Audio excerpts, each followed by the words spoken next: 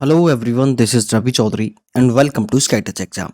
तो आज की इस वीडियो में हम बात करेंगे राजस्थान हाई कोर्ट एलडीसी की कट ऑफ के बारे में कि राजस्थान हाई कोर्ट की एलडीसी की कट ऑफ क्या रह सकती है। लेकिन उससे पहले कुछ छोटी छोटी जानकारियां हैं, उसके बारे में पहले बात कर लेते हैं। तो सबसे पहले हम बात करेंगे कि इस बार 2023 के लिए यहाँ पर जो टोटल पोस्ट कितनी है। तो यहाँ पर अगर मैं टोटल पोस्ट की बात करूँ तो टोटल पोस्ट है यहाँ पर 2756। ठीक है ना। तो यहाँ पर 2756 यहाँ पर टोटल पोस्ट है। और आपके इस एग्जाम में यहाँ पर 150 क्वेश्चन आए थे और यहाँ पर हर क्वेश्चन आपका 2 नंबर का था। तो यहाँ पर जो टोटल मार्क्स है यानी कि जो आपका पेपर है वो टोटल 300 नंबर का हुआ था। ठीक है। लेकिन यहाँ पर एक क्राइटेरिया और रखा गया था कि यहाँ पर SC, ST और PH, ठीक है ना। यहाँ पर ये जो कैटेगरी है इनके लिए यहाँ पर आपको मिनिमम 120 नंबर होना जरूरी है। यानी कि यहाँ पर आपको 120 नंबर लाना ही लाने हैं। ठीक है ना। उसके बाद में जो अदर जो कैटेगरी हैं, इनके अलावा जो भी कैटेगरीज बच जाती हैं उनके लिए यहाँ पर 135 नंबर। ठीक है ना।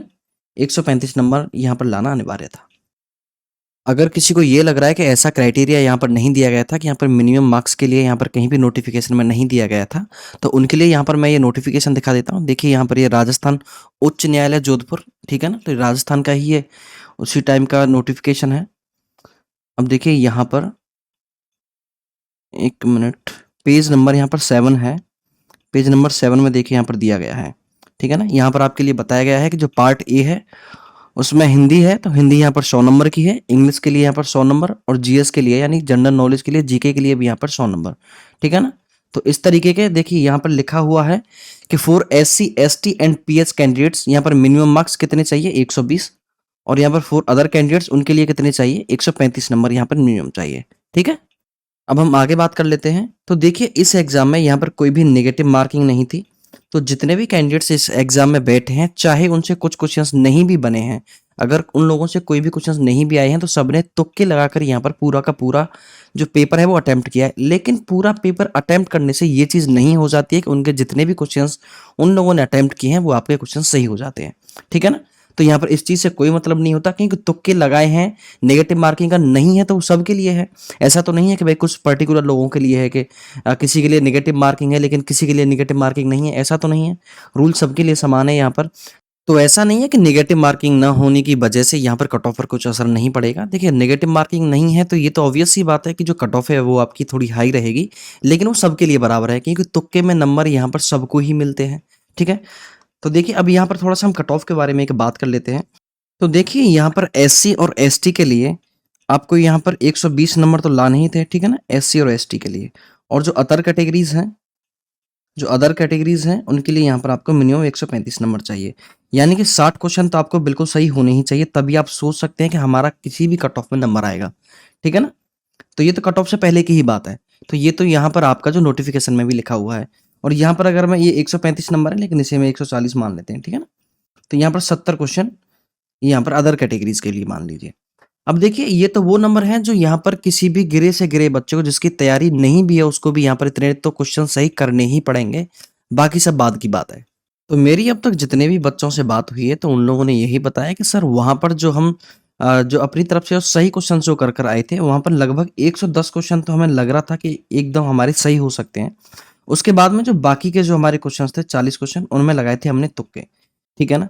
तो तुक्के में अगर अगर आप मिनिमम भी मानोगे, कम से कम भी मानोगे, तो आपके 8 से लेकर 10 क्वेश्चन आपके ठीक हो जाते हैं। यानी कि ये वो बच्चे हैं, अब यहाँ पर एक मेजोरिटी में तो नहीं मान सकते क्योंकि ये आपकी आंसर की से पहले की बात बता रहा हूँ मैं। ठीक है ना।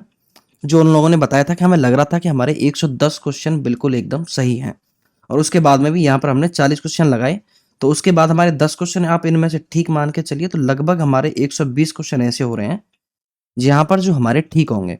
लेकिन जब आंसर की यहाँ पर आई है तो आंसर की में कुछ अलग ही सिस्टम है। भाई आंसर की में उन लोगों के जो लोग अपने बता रहे हैं कि कम से कम हमारे 120 क्वेश्चन सही होंगे, उन लोगों के भी यहाँ पर 105 और 108 क्वेश्चन यहाँ पर आ गए हैं। ठीक है ना। ये 105 और 108 क्वेश्चन। और अगर आप लोगों को ये लग रहा हो कि ये 105 और 108 क्वेश्चन बहुत ही एक जो एवरेज बच्चे के, ऐसा भी कुछ नहीं है। जिन लोगों के भी ये जो नंबर जो मैं बता रहा हूँ आपको पढ़ने में ठीक ठाक है, ऐसा नहीं है उन्होंने जो एग्जाम दिया है वो एकदम पढ़कर दिया है, अच्छी उन्होंने तैयारी की है, उसके बाद में एग्जाम दिया है ये।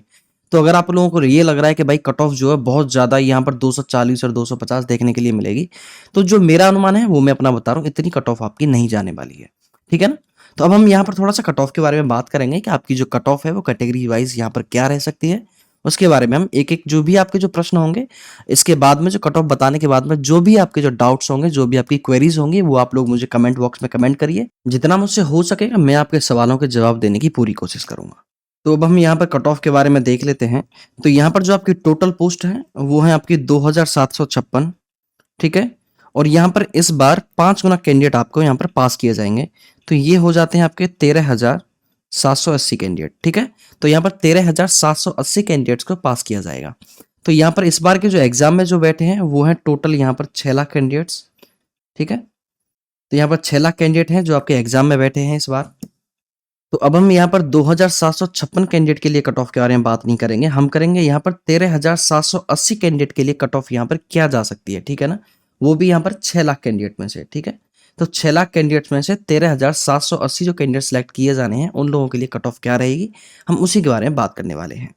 तो सबसे पहले हम देख लेते हैं कि यहाँ पर जनरल के लिए कट ऑफ क्या रह सकती है, ठीक है ना। जनरल के लिए या फिर हम कहें अनरिजर्व कैटेगरी के लिए, तो इसके लिए जो मेरे अकॉर्डिंग जो कट ऑफ रहने वाली है वो है आपकी 205 से लेकर 210, यानी कि यहाँ पर देखिए आपके +-5 का एरर रहेगा। +-5 का मतलब है कि आपकी जो कट ऑफ है वो 200 से लेकर 210 तक आपकी कहीं भी जा सकती है, क्योंकि देखिए ये एक एक्सपेक्टेड कट ऑफ है, यहाँ पर कोई भी कंफर्म आपको नहीं बता सकता है। तो इसीलिए मैं यहाँ पर 5 का यहाँ पर डिफरेंस आपके लिए लेकर चल रहा हूँ, ठीक है।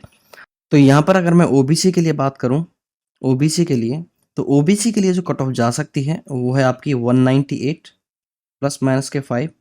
ऐसे ही ईडब्ल्यूएस के लिए, ईडब्ल्यूएस के लिए जो कट ऑफ आपकी हो सकती है वो है आपकी 195 +-5। और एमबीसी के लिए, एमबीसी के लिए जो कट ऑफ जा सकती है वो है आपकी 190 +-5।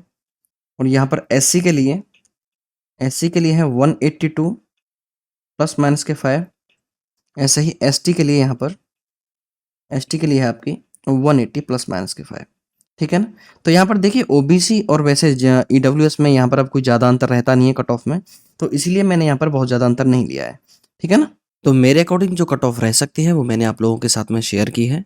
अगर आपको हमारी ये वीडियो पसंद आई है तो प्लीज़ वीडियो को लाइक करें। अगर आप लोगों ने चैनल को अभी तक सब्सक्राइब नहीं किया है तो प्लीज़ चैनल को सब्सक्राइब करें। तो मिलते हैं अगली वीडियो में, तब तक के लिए अपना ध्यान रखिए। जय हिंद।